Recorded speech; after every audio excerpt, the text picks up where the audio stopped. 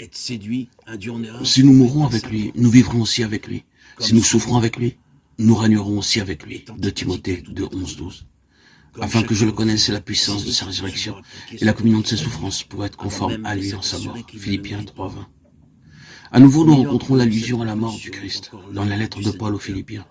Lettre écrite quelques 6 ans après celle aux Galates où l'apôtre, dans la joie de la victoire, s'écriait « J'ai été crucifié avec Christ » et ceci nous prouve que la croix fut toujours à la base de l'activité du grand missionnaire et au centre de sa vie. C'est bien là ce qu'elle doit être aussi dans la vie chrétienne et la place qu'elle y doit occuper. Nulle part peut-être nous n'en trouvons une preuve plus manifeste dans les Écritures. L'apôtre avait sûrement reçu la plénitude du Saint-Esprit. Au début de son ministère, le Christ lui était apparu et l'avait envoyé après lui avoir révélé directement le message de la croix. Ce message qu'il vivait et prêchait, c'était la délivrance de l'esclavage du péché, en Christ crucifié. Dans sa lettre aux chrétiens de Rome, il avait démontré avec puissance l'identification des rachetés et du Sauveur en sa mort, et l'action efficace de l'esprit de vie en Christ pour affranchir de la loi du péché et de la mort. Et cependant, malgré tout ce passé glorieux sur quoi le Saint-Esprit avait manifestement mis son sceau, nous voyons ici l'apôtre chercher à s'initier de façon plus complète à la mort de son Sauveur. Ces paroles révèlent qu'il a découvert de nouvelles richesses, pénétré de nouveaux domaines, où il a atteint un nouveau degré de maturité spirituelle, et que ceci entraîne avec soi une communion plus intime, plus profonde aux souffrances de Christ. Si étrange que cela puisse paraître, le point culminant de la vie de résurrection ramène à la croix.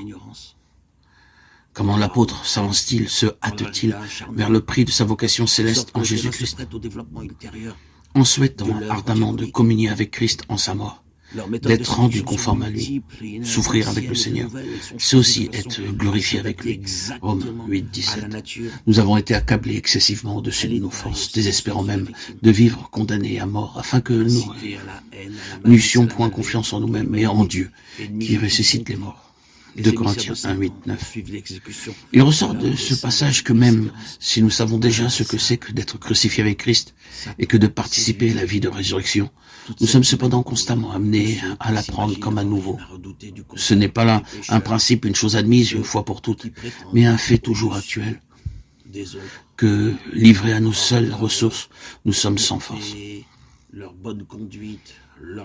Nous désespérions même de la vie, écrit l'apôtre. Mais si Dieu permit que nous fussions réduits en cette extrémité, ce fut pour nous obliger à nous réfugier complètement en lui, qui peut ressusciter les morts. Il nous a délivrés et nous savons qu'il le fera encore. Voilà le secret des épreuves qui assaillent celui qui, avec Paul, a déjà pu s'écrier joyeusement « Moi aussi, je suis crucifié avec Christ ». Il doit prendre contact avec cette puissance divine qui ressuscite les morts.